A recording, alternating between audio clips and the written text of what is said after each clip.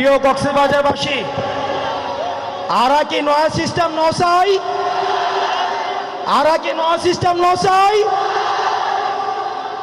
প্রিয় কক্সবাজারবাসী, আপনারা জানেন পরবর্তী বাংলাদেশের ভবিষ্যৎ হচ্ছে বঙ্গোপসাগর ঘিরে। আমাদের পরবর্তী বাংলাদেশকে নিয়ে ভাবতে হলে অবশ্যই বঙ্গোপসাগরকে প্রাধান্য দিয়েই পরবর্তী বাংলাদেশকে ভাবতে হবে। প্রিয় কক্সবাজারবাসী, আপনাদের কক্সবাজার যেমন অপার সম্ভাবনা রয়েছে, ঠিক একইভাবে অনেক সমস্যাও রয়েছে। তার মধ্যে একটা প্রধান সমস্যা ছিল ট্যাবলেট বডি। আপনারা ইতিমধ্যে ট্যাবলেট বডিকে উৎখাত করেছেন, বডিকে উৎখাত করা গিয়েছে।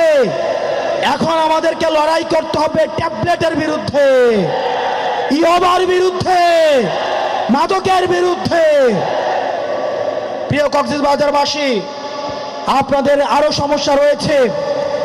রোহিঙ্গারা নোবেলের লোভে খুনি শেখ হাসিনা বাংলাদেশে রোহিঙ্গাদের তখন আশ্রয় দিয়েছিল।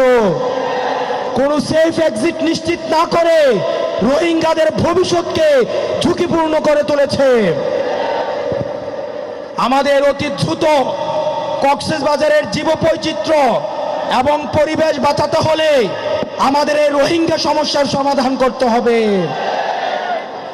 পরবর্তী বাংলাদেশের আমাদের এই পর্যটন শিল্পকে আমাদের প্রসার এবং বিকাশের জন্য যে কোনো ধরনের নীতি নির্ধারণের পর্যায়ে কথা বলতে হলে কক্সবাজার মানুষের সাথে কথা বলতে হবে।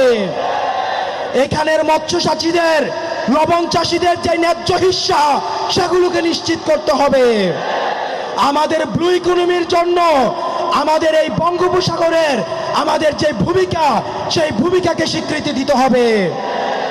আমাদের পরবর্তী বাংলাদেশ হিমালয় থেকে বঙ্গোপসাগর, এবং সেটির জন্য আমাদের গঠনমূলক আমাদের কার্যক্রম অব্যাহত রাখতে হবে। প্রিয় কক্সবাজারবাসী, একই সাথে আমাদের সমস্যা এবং সম্ভাবনার দিকে যেমন নজর দিতে হবে, একই সাথে আমাদের যে পতিত রাষ্ট্র ব্যবস্থাকে যে নষ্ট করেছে আমাদের খুনি হাসিনার দিকেও আমাদের নজর রাখতে হবে। আপনারা দেখছেন, আমরা আগে দেখেছি নির্বাচনের মধ্যে একটা দল সংস্কারের বিপক্ষে অবস্থান নিয়েছে, বিচারের বিপক্ষে অবস্থান নিয়েছে, ফলশ্রুতিতে তারা নির্বাচনের বিপক্ষে অবস্থান নিয়েছে। আমরা বিশ্বাস করি রাষ্ট্রের সুসংহতের জন্য, গণতান্ত্রিক উত্তরণের জন্য একটি গ্রহণযোগ্য নির্বাচনের কোনো বিকল্প নাই। কিন্তু এই নির্বাচন যদি হতে হয় তাহলে আগের নিয়মে হওয়া যাবে না। আমরা আগে দেখেছি 22 জন মিলে একসাথে মিলে গোল দিয়েছে, রেফারি সহ সরকারি দলের পক্ষ হয়ে কাজ করেছে। আমরা চাই খেলার নিয়ম পরিবর্তন করতে হবে, খেলাকে গ্রহণযোগ্য করে তুলতে হবে। পেনাল্টির মধ্য দিয়ে গোল দেওয়াকে বিবেচনা করা যাবে না।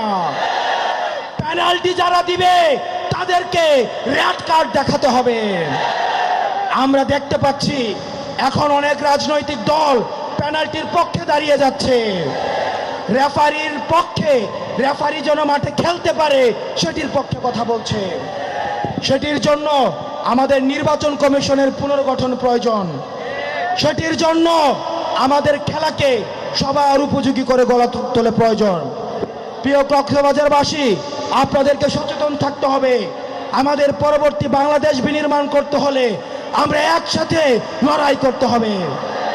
ইনকিলাব ইনকিলাব, মুজিববাদ মুজিববাদ। আমরা এই দেশে এখন নতুন কিছু দরকার আছে, বিচার আর সংস্কারের দরকার আছে। এই মুহূর্তে দরকার বিচার আর সংস্কার, এই মুহূর্তে দরকার